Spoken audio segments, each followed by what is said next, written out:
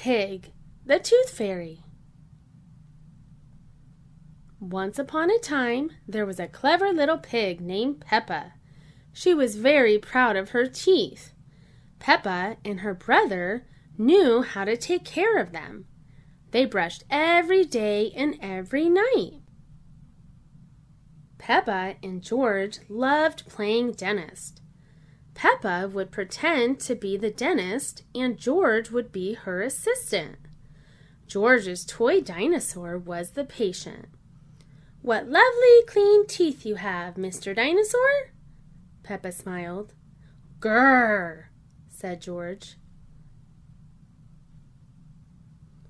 One day, after playing the dentist game, Peppa and George were eating their dinner. Suddenly, something fell onto Peppa's plate. It made Peppa jump. "What's that?" she asked. "Ho, ho, it's a tooth," Daddy Pig laughed. "But where is it from?" asked Peppa. "Why don't you go look in the mirror?" said Mommy Pig. Peppa looked. She had a big gap in her teeth. "Oh no!" Peppa cried. "Do we need to go see Dr. Elephant?" "No," said Mommy Pig. "It's just a baby tooth. It's meant to fall out."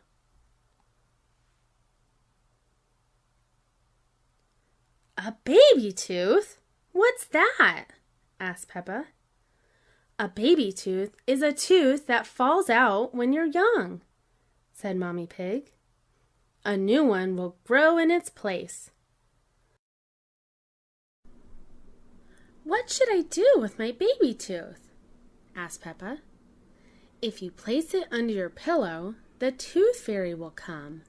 She will take your tooth and leave you a shiny new coin."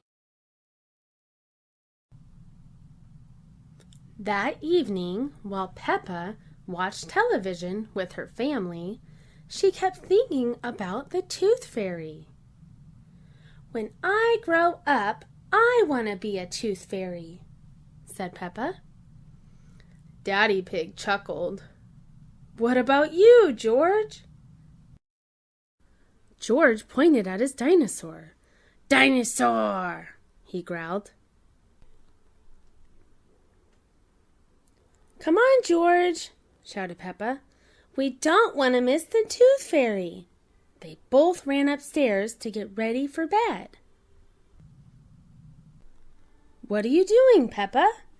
asked Daddy Pig. Peppa was carefully brushing her baby tooth.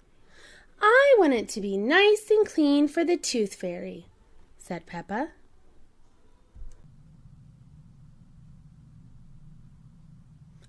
Peppa tucked the tooth under her pillow. "Are you sure the Tooth Fairy will be able to find it?" she asked. "I promise," said Mommy Pig. "Just you wait and see." "Good night, Peppa. Good night, George." "Good night, Mommy. Good night, Daddy."